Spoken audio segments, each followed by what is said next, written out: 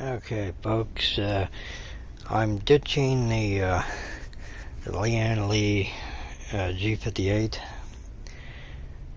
so I can install the graphics card directly to the motherboard. I'm using the Cooler Master. What was that?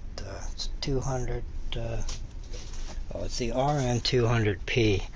It's been a hell of a lot easier to get anything into this case compared to the Q58. But whenever you're going to install your graphics card, you will not be able to get it in going this direction. Take off the front panel and slide it in through this hole.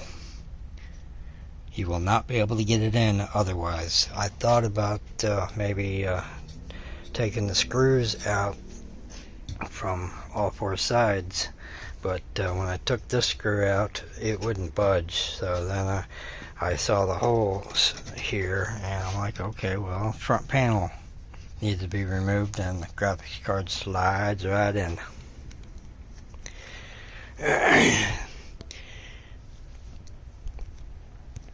But there's a lot more room in this case, and this case is not that much bigger than the Lee. So the Q58 was it's a cool case. It's just that the riser cards can no longer be upgraded,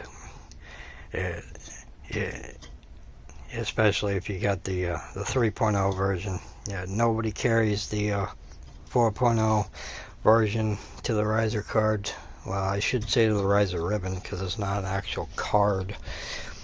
But in order to be able to upgrade the Q58 to a 4, you would have to use third party, and you would also have to modify the case, because there's no other way to do it. Nobody but Lee makes the appropriate cable. I've looked all over the place, and the only place that was selling the cable was the what the hell is the name of that company? Yeah, I can't remember the name of the company, but it was that Chinese distributor company that everybody goes to for bulk purchasing. They're the only ones that had it listed from a Google search. I couldn't find it anywhere else, and they said that it was out of stock. So I went through all that trouble and can't use a 4.0 graphics card on this machine, even though this supports up to a 5, which I think that's only on the ones that are just being released this week. But kind of pointless to use a case where you can't fully utilize the graphics card's full potential.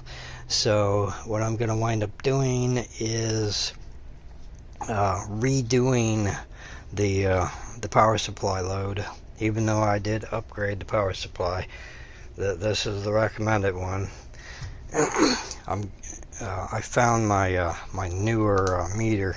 I'm gonna put it to the test and show it again.